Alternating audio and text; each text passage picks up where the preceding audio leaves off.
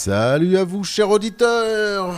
C'est mardi soir, c'est l'heure de Coup de tête.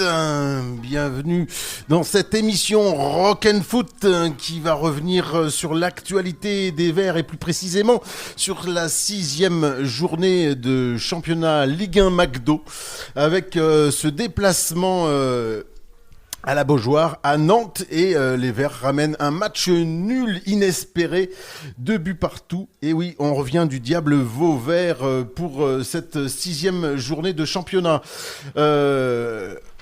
Autour de la table, Eric, salut à toi Eric. Salut à tous. Et bien sûr Olivier, salut à toi Olivier. Salut Marco, salut Eric, salut à tous. On passera des morceaux musicaux, évidemment. Rock and Foot oblige, une page alti-ligérienne, une page agenda. Les verres, on verra les verres à moitié pleins et à moitié vides. On terminera l'émission avec les coups de cœur et les coups de tête. Bref, c'est parti pour 55 minutes d'émission et on va revenir de suite sur le match de la semaine. Vous écoutez l'émission Coup de tête. Tout de suite, le match de la semaine. Alors, Dalloglio, pour son 11 de départ à la Beaujoire, avait aligné l'Arseneur en portier, Apia, Batubinsika, Nadé et Petro en défense, Ekwa, Mouefek, Amougou. Et puis devant Davitashvili, Sissoko et Old. Donc on voit qu'il y a un changement quand même dans la titularisation de certains. Nadé qui revient à son poste. On voit également Sissoko qui prend la place de Stassin, contrairement au match cataclysmique la semaine passée. Eh ben, Saint-Étienne a redressé la barre en allant chercher ce nul à Nantes, malgré un retard de 2 buts. Et effectivement, au début de cette rencontre, sur une action qu'il avait initiée, le Johan Lepenant, le prêté par Lyon, il me semble. Tout à fait. Voilà, il a fait, il était dans tous les bons coups. Et il a été relayé par Ablin et Nicolas Kozza. Et Lepenant a bien suivi dans la surface à la 10e minute de jeu pour récupérer le ballon qui traînait et le catapulter au fond des filets. Ça fait 1-0 pour les locaux à ce moment-là. Et les intentions nantaises sont bien meilleures que celles des Verts, puisque les Verts manquent de justesse technique au moins pendant près de 25 minutes. Et finalement, les Verts vont réussir à enchaîner quelques circuits de passe, mais bon, après, plus en fin de première mi-temps. Et par exemple, sur un bon centre de Ben Holt, c'est Sissoko qui dévie de la tête juste au-dessus de la barre de Lafont, le portier nantais. Et à 5 minutes de la pause, c'est Renato Augusto qui est proche de doubler la mise sur un bon service de Simon. Il se présente face à l'Arseneur et effectue une pichenette qui frôle avec le poteau. Les deux équipes regagnent le vestiaire sur ce score de 1-0 en faveur de Nantes. Et en début de seconde période, c'est toujours ce Lepenant, encore lui, qui fait un festival au poteau de corner en dribblant Mouefek, puis Apia, et centre pour Thomas, le Gallois. 2-0 pour le FC Nantes. Le cauchemar se dessine à nouveau chez les Stéphanois. Et donc ça, c'était la 49e minute de jeu. Et la domination nantaise était alors sans partage face à des Verts vaillants, mais limités, surtout dans l'utilisation du ballon. Les hommes de Comboiré auraient même mérité de mener plus largement, puisque Ablin trouve le poteau à la 54e minute de jeu.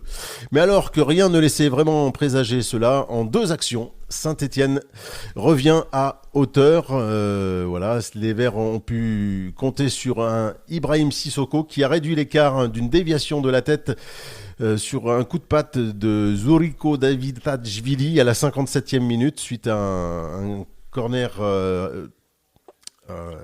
tiré rapidement et en 2 passes. Et puis ce même Sissoko égalise sur penalty à la 67e minute de jeu après un vilain coup de coude de Jean-Charles Castelletto, et suite au visionnage du VAR, l'arbitre central donc attribue ce penalty transformé par Sissoko. Et malgré une dernière grosse occasion pour Florent Mollet au début du temps additionnel, Nantes a dû se résoudre à ce partage des points au goût d'inachevé et inespéré pour les Stéphanois.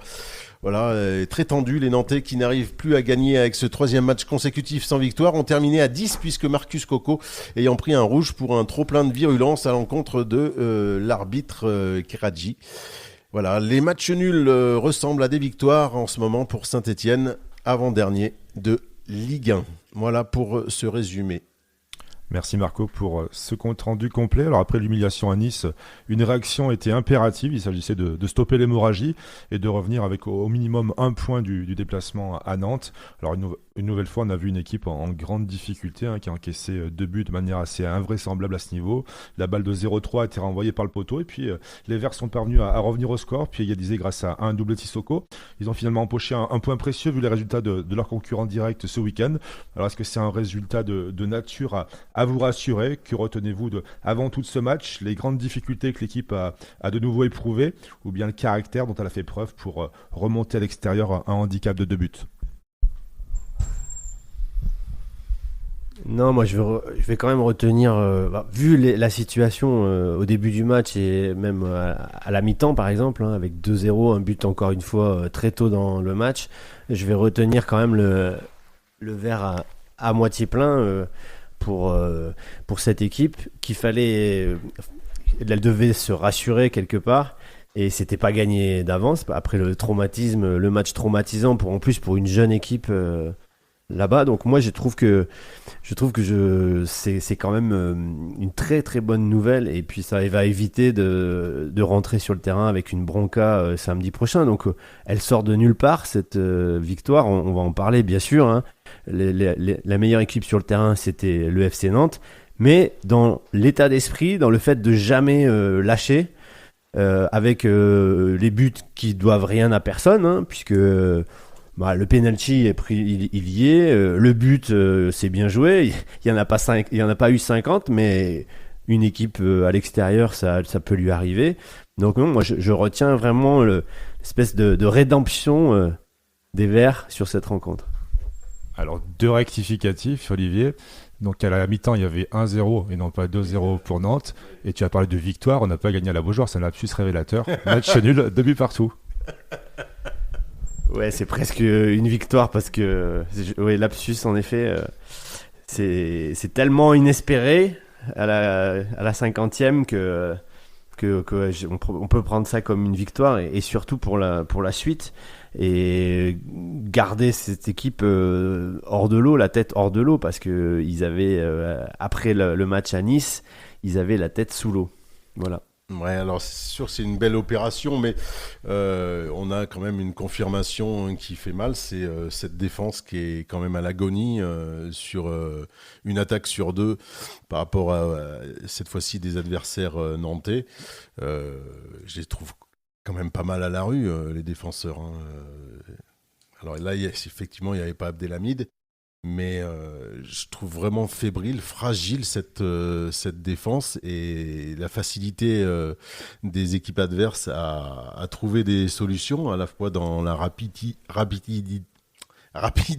de jeu et aussi techniquement, sur un crochet, ils se font effacer rapidement, et puis ils n'arrivent pas à dégager. Le premier but illustre exactement ça. C'est Apia qui revient, mais qui la glisse sur Nadé. Et Nadé, en fin de compte, il contrôle sans contrôler. Et puis ça va dans les pieds de Le Penant qui allume l'arseneur. Ils n'arrivent pas à se dégager. Et en deuxième mi-temps, c'était exactement pareil. On se fait peur pour rien. Voilà. Mais il y a quand même de la satisfaction à la fois mentale, parce que être mené 2-0 et revenir, c'est vraiment bien. Et il y a certains joueurs qui m'ont vraiment plu, avec je pense à Hold. Moi, on en parlait il y a 2-3 semaines, en fin de compte, qu'il n'était pas aligné à son poste. Là, il a été ailier. Et moi, il m'a vraiment plu et il apporte vraiment des solutions. Voilà. Oui, on sent qu'il a du ballon, qu'il joue juste. Alors on a marqué 2 buts, on a pris un point précieux, quand je dis tout à l'heure, vu les circonstances. Mais dans le jeu, on a affiché des lacunes toujours aussi criantes. On savait que Nantes était en grande difficulté sur sa pelouse. Alors une statistique assez incroyable. Sur l'année 2024, Nantes a joué 11 fois à domicile, a perdu 10 fois. Donc 10 défaites en 11 rencontres. La seule victoire, c'est contre l'AJ Auxerre. Donc dès qu'on est revenu dans la partie, on a vu cette équipe se mettre à douter. Alors est-ce qu'on peut mettre aussi ce résultat positif sur l'extrême fébrilité à domicile de l'adversaire? Tu peux toujours, mais ouais. Après, ils n'ont pas eu de chance non plus parce qu'ils touchent le poteau. J'ai parlé aussi de l'occasion en fin de première mi-temps où ça frôle le poteau gauche de l'Arseneur. Après, on n'a pas concédé autant d'occasions qu'à Nice il y a une semaine. Hein. Donc, Mais c'est vrai que non, c'est moi, pas... je trouve pas quand même que ça vient aussi de l'adversaire. On sait que l'adversaire, en fin de compte, il est plus dans notre rayon. C'est fait partie des équipes qui seront dans le deuxième tableau à la fin de l'année. Donc, c'est des équipes où il faut faire des résultats, ça c'est clair. Mais non, sous-estimer cette équipe nantaise avec l'effectif, non. Pour moi, non. C'est vrai que quand tu as autant de mal à domicile, ça veut dire que donc t'arrives pas à faire le jeu. Et c'est vrai que contrairement à Nice, où ça partait dans tous les sens, de derrière, etc. Là, c'était plus posé, ils avaient plus de mal, à part quelques individualités qui vraiment faisaient des différences, mais c'était pas aussi percutant que Nice, hein, on est bien d'accord. Mais quand même, cette équipe, elle était assez solide en défense au début du championnat. C'est quand même pas facile de la manœuvrer. Alors peut-être un peu moins à domicile, mais non, je pense que je mettrai pas non plus tout sur le compte de la faiblesse de l'équipe de Nantes. Et puis, il y a un fait de jeu, c'est ce penalty où on égalise, qui est quand même dur à digérer quand t'es nantais. Il faut l'admettre. Alors oui, il y a faute, mais en fin de compte, le coude, il le voit pas. Quand il met le coude, le défenseur, il voit pas que derrière, il y a un AD. Hein. Alors c'est effectivement, quand tu revois ça, après, tu dis, bah oui, il prend un coup de coude et ça fait une faute. C'est dans la surface, donc c'est synonyme de penalty. Mais moi, je trouve quand même c'est super sévère. Bah, le joueur est quand même en sang. Hein. Oui, mais c'est Au vu des involontaire. images. Si tu veux, par rapport à un tacle, à un retardement ou à un tacle qui ne touche pas le ballon et qui va toucher les pieds d'un joueur, et des fois, il n'y a rien, ou voire un pauvre petit carton jaune.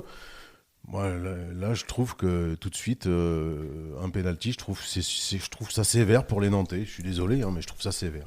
Pour une fois qu'il y a un penalty en notre faveur, on en a Oui, concédé 4 depuis le début de saison. Mais voilà. Bah, il y a faute dans la surface, donc il y a penalty. Hein, C'est ce que j'ai dit, il y a faute dans la surface. Donc, Mais si tu veux, c'est involontaire. C'est un choc aérien. Le choc, dans des duels aériens, il y a des fois, moi je trouve que ça. J'avais gueulé quand Le Texier, il y a 2 ans, contre Le Havre, il avait viré je sais plus qui. Je me demande si c'était pas Cafaro dans un duel aérien. Il pouvait absolument rien. Et effectivement, tu mets le coude. Mais quand tu montes en l'air pour aller chercher le ballon de la tête, tu t'aides avec l'impulsion des bras. C'est évident, quoi. Voilà. Après, c'est mon point de vue. Je te dis que je trouve ça sévère. Oui, effectivement, ça fait faute. Mais comme c'est involontaire, je trouve ça quand même, c'est un peu fort. bon, je parlais de but tout à l'heure invraisemblable à ce niveau. Donc le premier but, c'est une percée Planax. On s'est fait transpercer toute la rencontre Planax sur le milieu de terrain ou la défense centrale, même si elle a changé. Donc on s'est avéré incapable de dégager le ballon. Donc Nadé qui ordonne de manière involontaire, certes, donc le ballon dans les pieds de Le Penant. Le prêté par l'OL qui laisse pas passer l'occasion. Et puis le deuxième qui vient comment une nouvelle fois, en début de seconde période, sur une touche. On avait déjà pointé ça la semaine dernière à Nice. On prend un but sur une touche où Cafaro ne se bat pas du tout.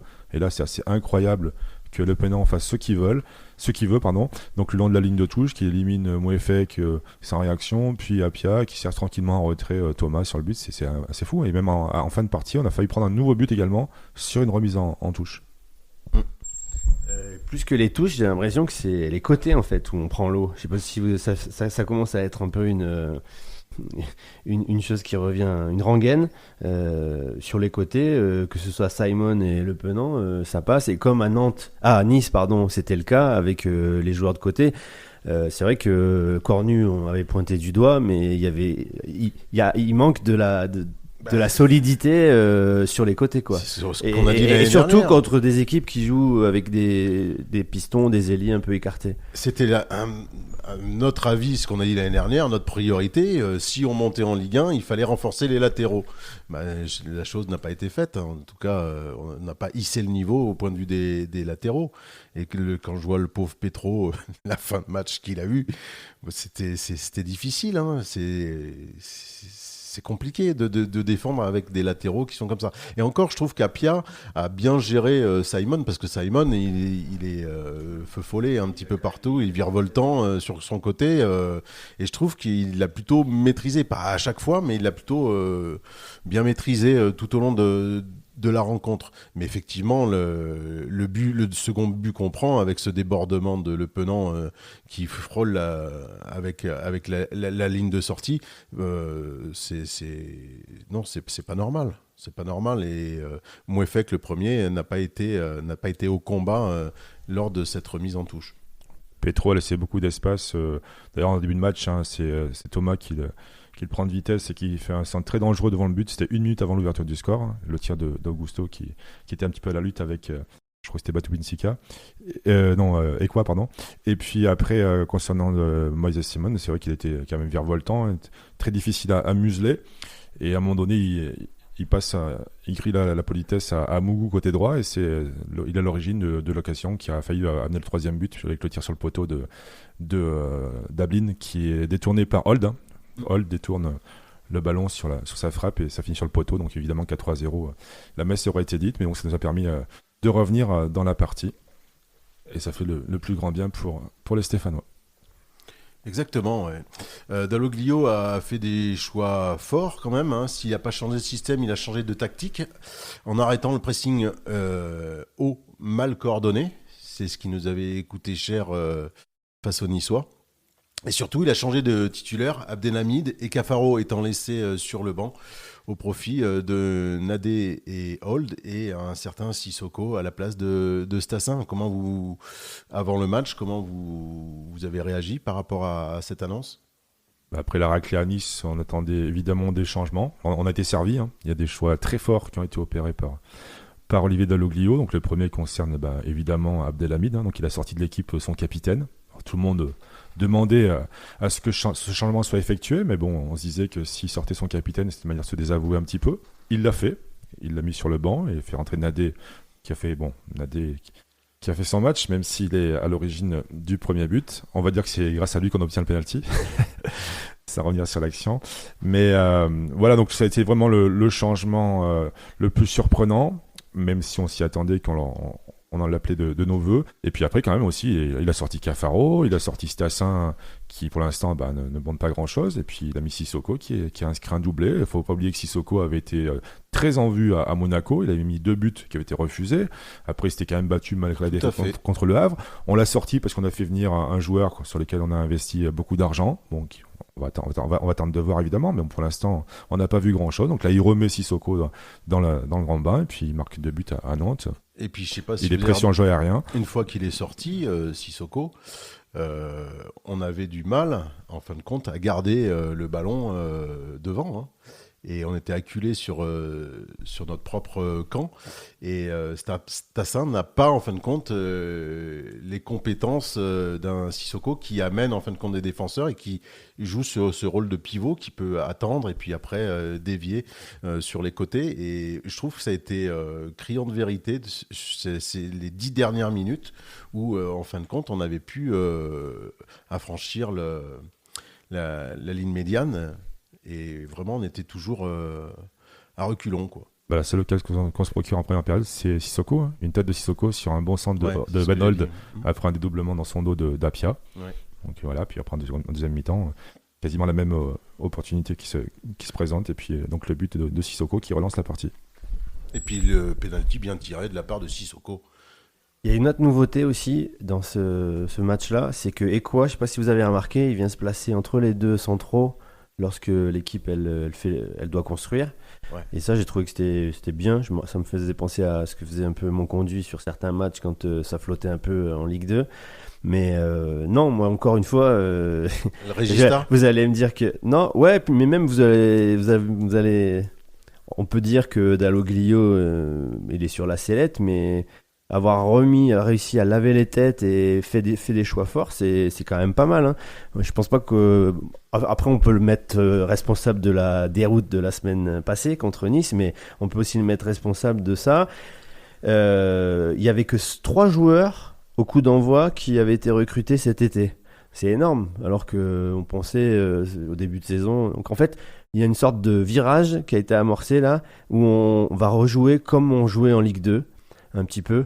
J'ai l'impression, avec un Sissoko. Alors c'est un jeu qui est pas celui des équipes du top 10 en Ligue 1. C'est un jeu pour grappiller des points. Des fois à la maison ça va être un peu léger parce que user comme ça de ballon sur Sissoko, ça va, lorsque l'équipe adverse elle s'en rend compte, bah c'est vite fait on a vite fait de museler tout ça. Donc c'est un peu dangereux, mais en tout cas chapeau à lui d'avoir fait avec des anciens, c'est dans les anciens, comment on dit l'expression, Dans les vieux pots qu'on fait les meilleures confitures. c'est dans les vieux pots qu'on fait les bonnes confitures. Ouais, mais il y a vieux et vieux. Regarde, moi, j'étais satisfait de Nadé qui est revenu. Hein, et vous avez vu l'adage, hein, je vous ai dit, quand tu mets Nadé, tu perds pas. Et ben voilà, tu mets Nadé, tu perds pas. Alors, ça n'a pas été un super Nadé, mais en tout cas, ça a été plus solide qu'Abdelhamid sur le match précédent. On va passer à un premier titre musical avec des groupes nantais. Là, le premier groupe nantais, bah, il date un peu. C'est mon préféré. Hein, c'est le groupe français que je préfère de loin depuis plus de 30 ans. C'est les Little Rabbits avec le titre Psychodrama.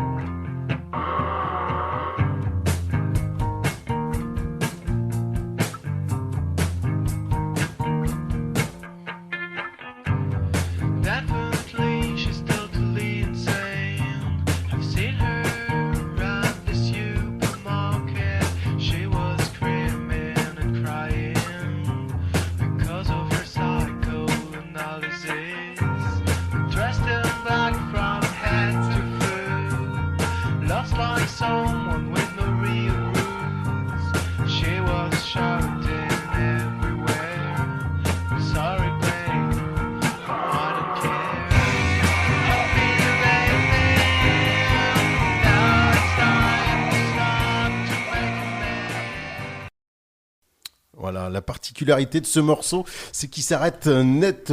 Psychodrama signé des Little Rabbits sur l'excellent album Radio de 2003.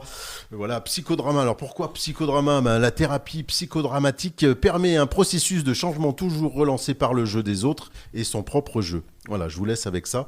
Mais ça collait bien dans notre émission Rock'n'Foot. On revient donc sur cette belle opération des Verts pour le compte de cette 6e journée de championnat. On va tout de suite enchaîner peut-être avec les verres à moitié pleins et les verres à moitié vides.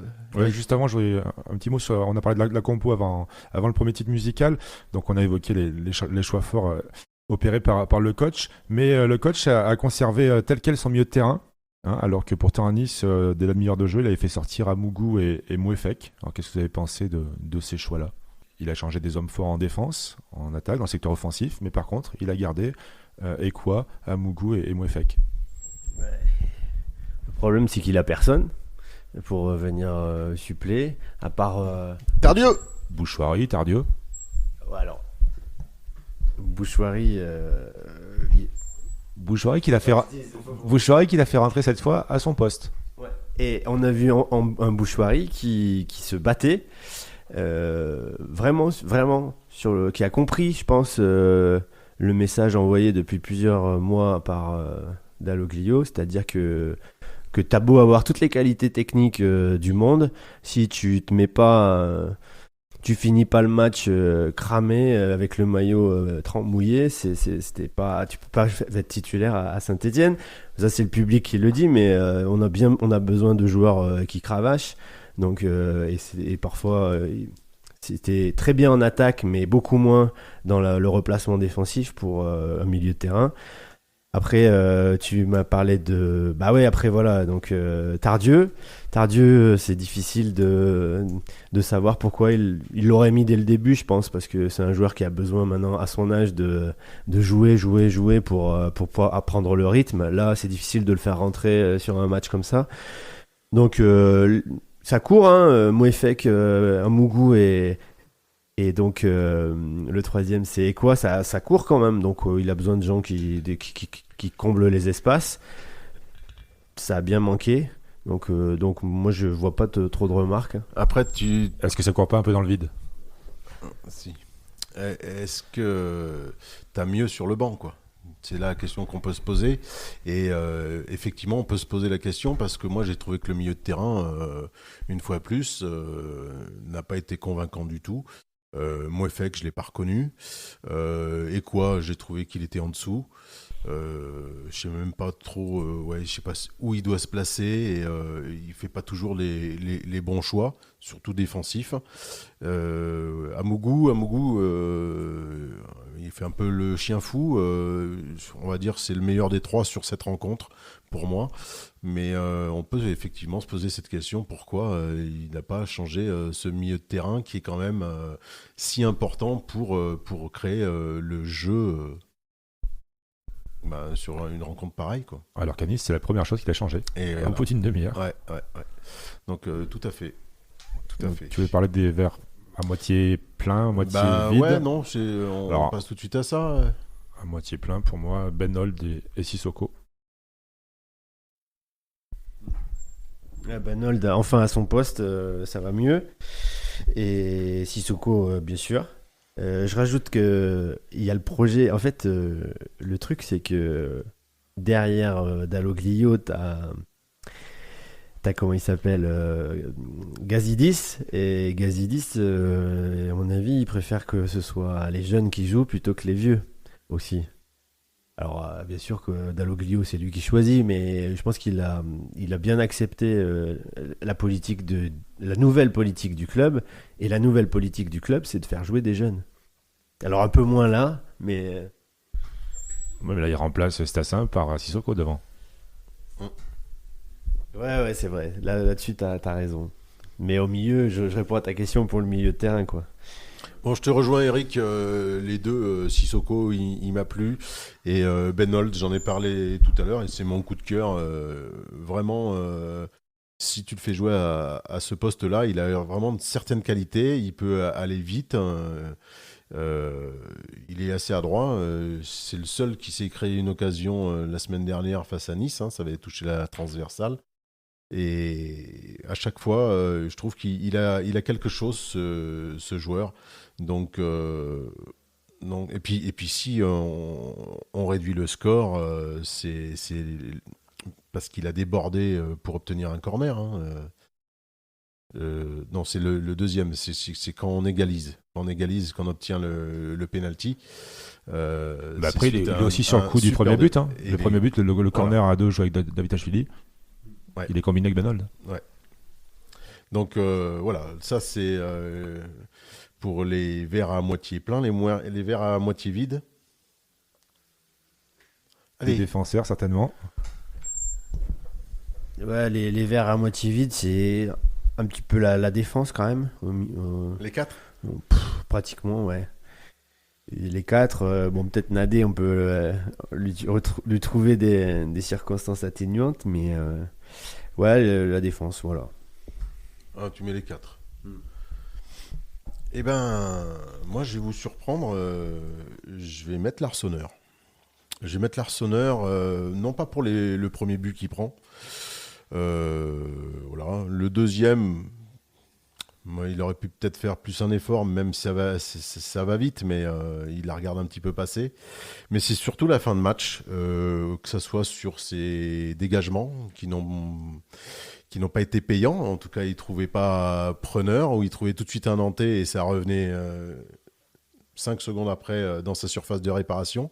Et puis moi, il m'a fait peur sur un grand ballon en l'air où il passe complètement à travers, et c'est le pharaon qui de la tête place sa tête au-dessus de la transversale, mais il est passé à travers. Et il y a quelques signes comme quoi, moi, je l'ai trouvé un petit peu fébrile sur cette rencontre-là.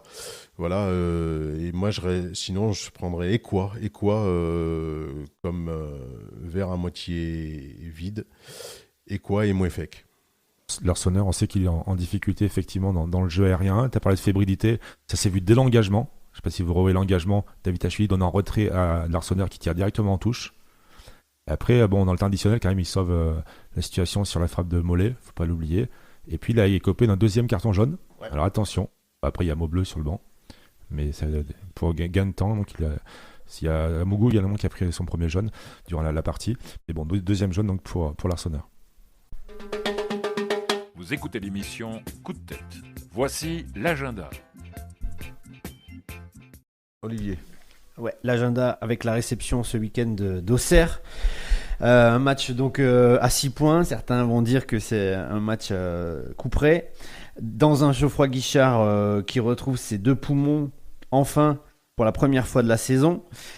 Donc cette équipe d'Auxerre, c'est vrai qu'elle navigue dans les mêmes eaux que l'AS Saint-Étienne depuis quelques saisons, avec le barrage. On se rappelle évidemment des matchs au couteau qu'on a livrés contre cette équipe.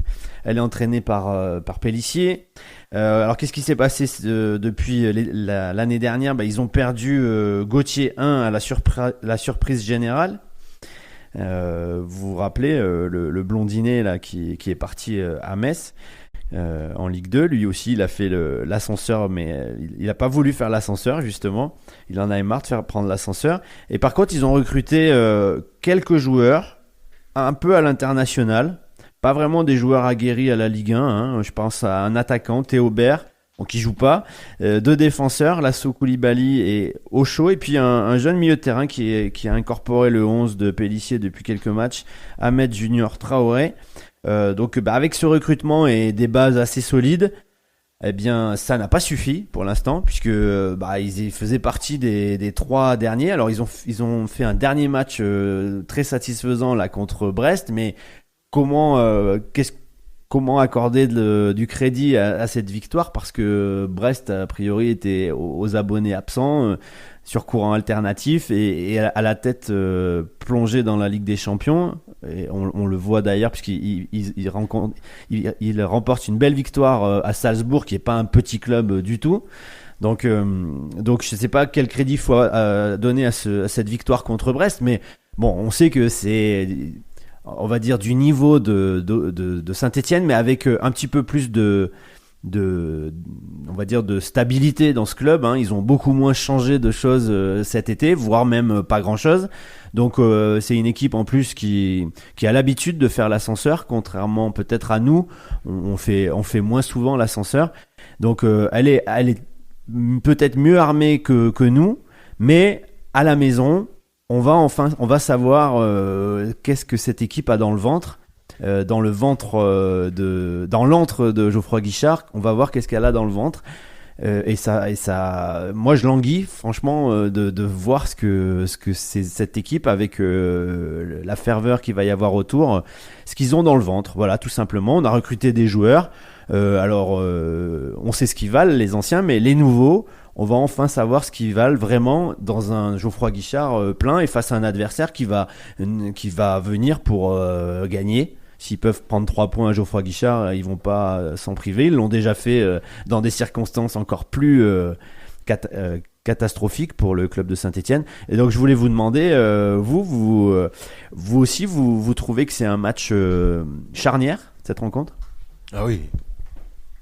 Oui, c'est des équipes comme j'ai dit tout à l'heure, comme Nantes, hein, qui seront dans le second tableau de ce championnat au bout de 36 journées. Donc c'est des équipes qui sont à notre portée.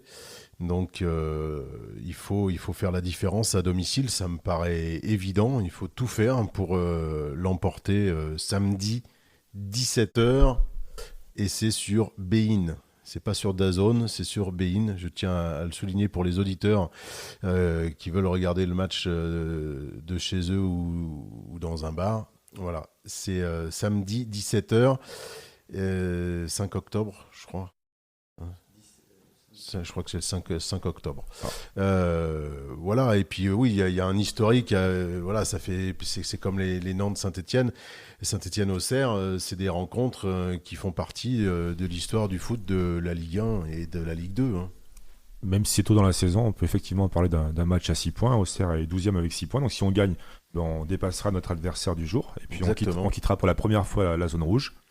Donc tu as parlé du stade qui allait être plein avec le retour des COP. Évidemment que ça va jouer. C'est une équipe qui vient de gagner 3-0 contre Brest, certes, mais c'est une équipe qui prend beaucoup de buts. Les 3 matchs d'avant, ils ont pris 3 buts à chaque fois. Ils ont 4 défaites, je crois, aussi. Hein. Ouais, ils ont pris 3 buts au Havre, 3 buts contre Monaco, 3 buts à Montpellier. Donc écoute, si les planètes s'alignent, pourquoi pas remporter cette partie-là. Donc, ça pourrait donner une nouvelle tournure. Ils ont du mal à l'extérieur. Ils ont du mal à l'extérieur, donc c'est plutôt bon pour nous. On verra, mais oui, il faut tout faire en tout cas pour engranger les 3 points ce samedi. Hein. Ça me paraît évident. Avec quelle équipe ? Est-ce qu'elle sera reconduite telle qu'elle ? J'espère que Holt sera de nouveau titularisé, évidemment. On le souhaite. Sissoko également, ce serait mérité par rapport à sa prestation à la Beaujoire. Ouais. Ok, allez, on va passer à un deuxième titre musical, un autre artiste nantais, Dominica, avec une reprise de volet qui est un des titres les plus beaux qui puisse exister dans la scène punk. C'est bien sûr le titre Teenage Kicks des Understone, les Irlandais. J'en reparle tout de suite après.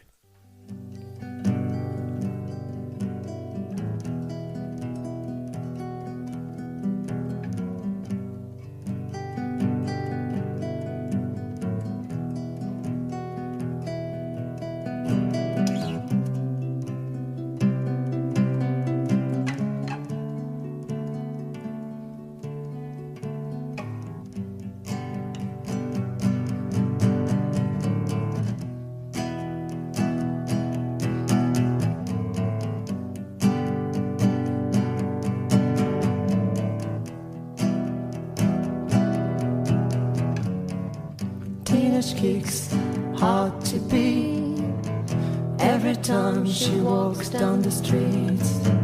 Another girl in the neighborhood wishes mine, she looks so good. I wanna hold you tight. Get teenage kicks run through the night. Les Understones, revisités par Dominica, ça aussi, c'est pas tout récent, ça a plus de 30 ans, mais c'est simplement magnifique cette chanson qui fait partie d'une compile, la première compile SoFoot, Rock and Foot, et c'était le premier titre. Les Anglais connaissent beaucoup ce titre. Alors c'est un groupe au départ irlandais. Il faut savoir que John Peel, l'animateur incontournable de radio et de la télé des années 60 jusqu'aux années 2000, donc à la radio BBC en Angleterre, et qui a débusqué une quantité infinie de groupes, a comme épitaphe, en fin de compte, a Teenage Dreams so hard to beat. Est-ce que les rêves d'adolescence sont si difficiles à effacer ? C'est une des plus belles chansons punk qui existent, ça date de 77. Il fallait, dans cette émission Rock and Foot, que je la place. Et puis cette reprise de volet de Dominica est simplement magnifique. Voilà pour le son. On va enchaîner avec les coups de cœur. Ça vous convient, cher acolyte ? Vous écoutez l'émission Coup de tête. Voici les coups de cœur. Cette semaine, un coup de cœur, donc malgré la frayeur qu'ils nous ont encore fait pour la belle réaction des Verts, évidemment, à Nantes, leur force de caractère, qui, vu le contexte, est à souligner. Et puis un coup de cœur, une nouvelle fois, pour les féminines qui jouaient elles aussi à Nantes et qui l'ont emporté 1-0 sur un joli lob lointain. Donc 2 victoires en 2 matchs pour les Amazones, qui sont donc en tête à égalité avec le Paris FC, Lyon et le PSG. Les filles recevront d'ailleurs le Paris FC, qui est actuellement leader, donc samedi à 14h, donc 3 heures avant le coup d'envoi d'ASS Auxerre, du côté de l'Étivallière, au stade Salif Keïta. on se change le micro, merci. Alors, de mon côté, Sissoko, c'est mon coup de cœur. Je l'ai adoré sur cette rencontre. Et il a montré qu'il était encore là, à son poste, et qu'il fallait que si Stassin voulait le chasser, il va falloir qu'il cravache un petit peu plus et quand il est sur le terrain, qu'il marque. Et c'est pas ce qu'il a fait pour l'instant. Et puis le deuxième coup de cœur, c'est, alors je sais pas, on aime bien les jeux de mots dans cette émission en général. Et en ce moment, les équipes MPG, la MPP, ils sont en train de relever les meilleurs noms d'équipes. Alors je vous en donne quelques-uns. Ils sont en train de faire une sorte de petit. Attends, c'est quoi MPG? Alors MPG, c'est mon petit gazon et mon petit prono. Et donc tu fais ton équipe avec des joueurs de Ligue 1 et tu choisis le nom que tu veux de ton équipe. Et donc les noms, tu es libre, totalement libre de nommer ton équipe comme tu le veux. Et il y a quelques pépites quand même. Je vous les livre comme ça. Alors c'est pas très radiophonique, mais par exemple il y a Emanu Tuguessan, Laissez-moi danser, 3x3 Safonov, Josiane Balesco, ou encore Ni bon ni Mopey. J'aime bien Josiane Balesco. Josiane Balesco, là, celui-ci, il me plaît bien. J'ai beaucoup aimé le néo-zélandais vert Hold pour cette rencontre face aux Canaries. Voilà, je l'ai dit au début d'émission. Et un autre coup de cœur, c'est le maillot Third de Parme, l'équipe italienne. Ils l'ont sorti ces jours-ci. Alors il est tout jaune, mais il a un motif avec une partition musicale. Donc voilà, dans notre émission Rock and Foot, c'était obligé. Et ouais, ça fait un motif, c'est très graphique. Ça fait donc plusieurs bandes horizontales avec du noir de temps en temps. Et tout ça, ça fait référence à la culture musicale de la ville de Parme, tout simplement. Et je trouve c'est relativement sobre. Et je trouve que c'est plutôt pas mal. Voilà pour les coups de cœur. On enchaîne avec, bien sûr, ce qui nous attend, c'est les coups de tête. Vous écoutez l'émission Coup de tête. Voici les coups de tête. Coup de tête pour le visage très inquiétant montré une nouvelle fois durant une heure à Nantes par la SS. Une grande fébrilité, on en a parlé, un manque de mordant, de vigilance, beaucoup de déchets techniques, des lignes facilement transpercées. À ce niveau, ça ne pardonne pas, même si dimanche, en fin de compte, on a réussi à recoller au score. De mon côté, ça parle de Ligue 1. Mon coup de tête, c'est tout simplement la Champions League qui vampirise les championnats nationaux. C'était le gros dada de Roustan. Je me rappelle qu'il n'arrêtait pas de montrer ça. Et en fait, on est en train de voir avec cette nouvelle formule que les gros clubs vont avoir deux équipes, une équipe qui joue le mercredi et une équipe qui joue l'équipe B qui joue le week-end. Et c'est ce qui attend les championnats nationaux bientôt. On le voit avec Brest par exemple, et on le voit avec plein d'autres équipes qui laissent leurs meilleurs joueurs au repos. Et c'est un peu dommage quand même que voilà, à l'échelle nationale, on n'ait pas les meilleurs joueurs. Eh ben, ouais, c'est un peu court, chers jeunes gens. Un petit coup de tête par-ci par-là, ça va pas. Là, il m'en faut plein, moi, des coups de tête. Et ben, moi, je vais te rejoindre, Olivier, avec. Tu parlais de la Ligue des Champions. Ça me fait parler aussi cette nouvelle formule. Il faut savoir qu'il y a 19 matchs pour le vainqueur. 19 matchs pour le vainqueur. Il faut savoir que dans la phase de poule, qu'ils appellent plus une poule, c'est la phase de ligue, dans une sorte de petit championnat, il y a 8 adversaires différents. Voilà, c'est un truc de fou. Ça fait beaucoup plus de matchs donc pour les joueurs, quoi. Voilà, et puis est-ce qu'on leur demande leur avis? Non, jamais, toujours pas. Donc ce football moderne, ce foot business avec cette Ligue des Champions qui me convient pas, je me sens de plus en plus détaché en fin de compte, avec de plus en plus de stades aseptisés. Alors je sais qu'il y a une différence d'ambiance quand vous allez en Angleterre, vous allez en Allemagne, ou vous allez en Italie, en Espagne, au Portugal.